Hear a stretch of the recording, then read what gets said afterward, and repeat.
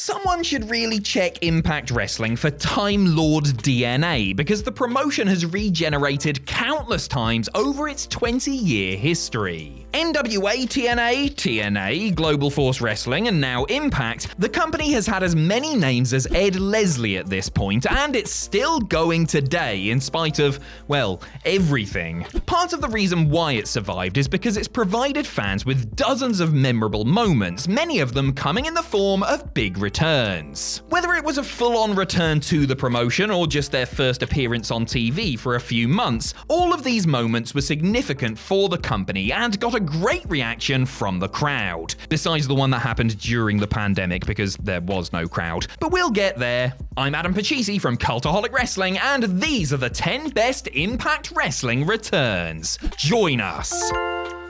Number 10, Velvet Sky. During an in-ring segment featuring TNA Knockouts champion Tara, prospective challenger Mickie James, and Jessie Goddard, who was sort of just there, the familiar music of one of the company's most famous female stars began blaring over the loudspeakers. Out stepped Velvet Sky, a former Knockouts champion in her own right, and one-third of the legendary stable The Beautiful People. Sky hadn't been seen in the promotion for 5 months after the two sides failed to agree terms on a new contract. After spending some time on the indies, she was now back and had her eyes firmly fixed on Tara's belt. Velvet would end up winning the Knockouts Championship for a second time during this run and would even get the Beautiful People back together. It was a fantastic second go-around for Sky, and one that all started with 3 iconic performers all standing in the ring together. And Jessie Goddard. Number 9, Samoa Joe. On this particular episode of Impact, a team of wrestlers selected by Ric Flair battled a team of wrestlers selected by Hulk Hogan. Wait a second, didn't WWE do this exact same gimmick at Crown Jewel 9 years later? So much for Impact not being important, eh? Anyway, in the original version of the match, Hogan's squad had a mystery member that would be revealed on the night itself. When the buzzer went off, the mystery partner showed himself to be none other than Samoa Joe. Joe made his way to the ring to a great ovation and got the winning pinfall in this match, but why had he been gone for the past couple of months? Well, strap yourselves in, because this story involves Vince Russo. Russo wrote a storyline for Joe that involved him being kidnapped by masked ninjas. The writer's original plan was to have Jimmy Snuka, of all people, to be revealed as the mastermind behind the abduction, but instead Joe was brought back without any explanation after Russo realized he needed more baby faces. So yeah, a great return, if somewhat hampered by such a bizarre build-up. Number 8, Bobby Roode. Bobby Roode, wait, actually no, let me give him his full Impact introduction. Bobby Roode is one of Impact Wrestling's greatest ever stars. Before he was a dirty dog, he was part of the tag team Beer Money Inc. alongside James Storm, and holds the record for the longest single Impact World Championship reign in history. His status as a megastar was confirmed when he made this big comeback to square off against a fellow Bobby Lashley. The modern-day Almighty had just beaten Eric Young for the world title, and him and stablemates Kenny King and MVP continued the beatdown after the final bell. That's right, Lashley and MVP working together is another thing WWE nicked from Impact. When it looked like all hope was lost for Young, Roode made his triumphant return through the crowd to save his buddy. He'd been serving a kayfabe suspension after he attacked MVP, who was in a storyline position of power at the time. No amount of paperwork was going to stop Roode on this night though, as the crowd lit up when they saw him take down King in the middle of the ring. Now that is what I call glorious. Number 7, AJ Styles. Prior to this episode of Impact from March 2013, AJ looked like your typical all-American male, although maybe a few inches shorter than expected. He had short hair, was clean-shaven, and had a jawline so sharp you could cut vegetables with it. But this all changed when he made his big comeback against Christopher Daniels and Frankie Kazarian. 2/3 of SCU were putting the boots to James Storm after the Cowboy beat Daniels in a match. They were stopped though by a returning Styles, who hadn't been seen since he had had lost to Daniels at the previous year's Final Resolution pay-per-view. But this was not the same AJ that fans were used to. This one was wearing a hoodie, had grown his hair out, and had a beard.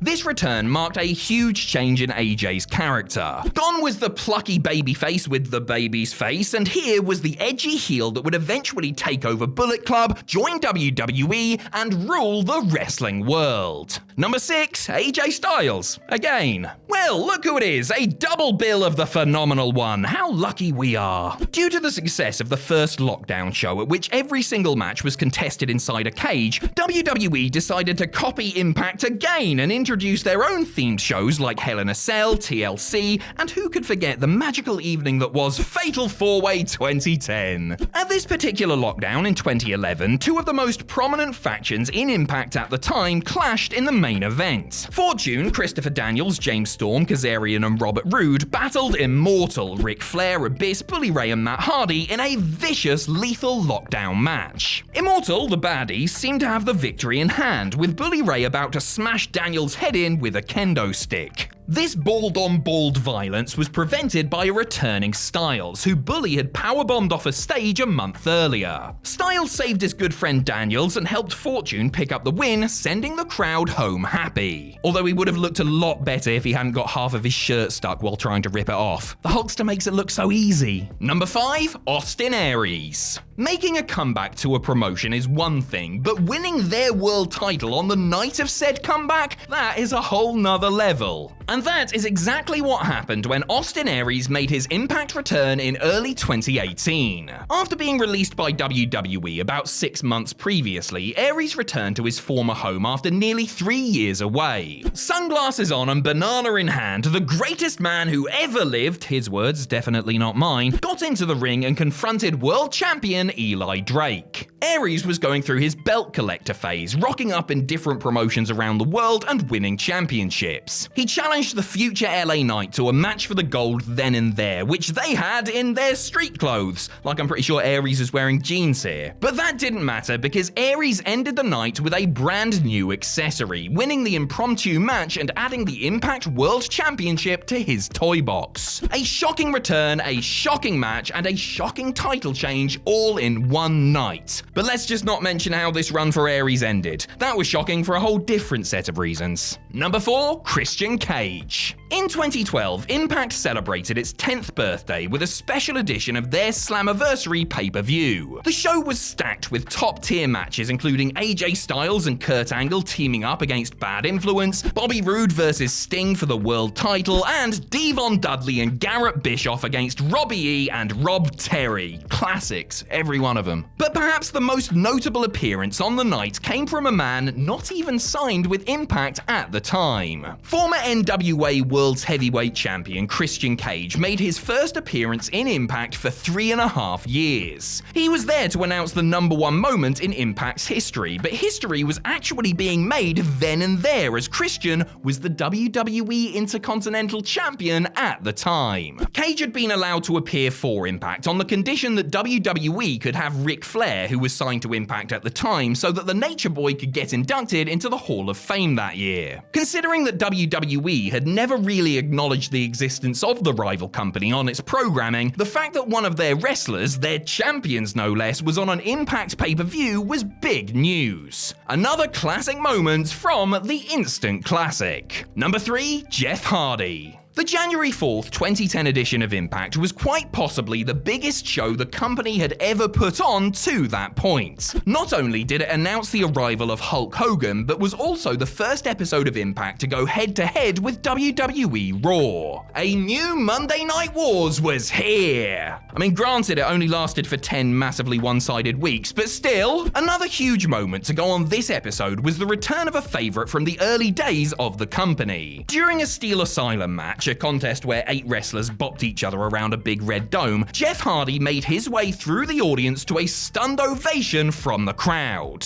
This was the charismatic Enigma's first appearance for Impact since 2006, and he had just come off the back of a highly successful run in WWE, having spent much of 2009 in the world title picture. Hardy's return was viewed as a huge get for Impact and a valuable asset in the upcoming battle with WWE. Whilst we all know how this turned out, out, at least we will have this slightly botchy moment to look back on with fondness. Number 2, Eric Young. The first round of WWE's pandemic-induced budget cuts was brutal. Over 20 active wrestlers were let go in a world where very few wrestling companies were able to run shows. Many thought it was a totally heartless decision and drew appropriate criticism from across the wrestling world. However, one name who managed to bounce back was former Impact World Champion Eric Young. The ex-leader of Sanity was one of the many people released from WWE in April 2020, but fans only needed to wait 3 months to see him back in a prominent position. EY made his surprise return to the promotion at their SLAMMIVERSARY 2020 event, inserting himself into the 5-way for the vacant world title. Despite not winning the match, Young had immediately re-established himself as a main event player with his new, more deranged persona. In fact, he would be the next person to hold the gold. Young went on to play a huge part in Impact going forward with his Violent by Design stable. And none of this would have happened without his WWE release, and while I don't think it's fair to call a man being fired in the middle of a pandemic a good thing, EY has certainly made the most out of his opportunities since. Number 1, Sting.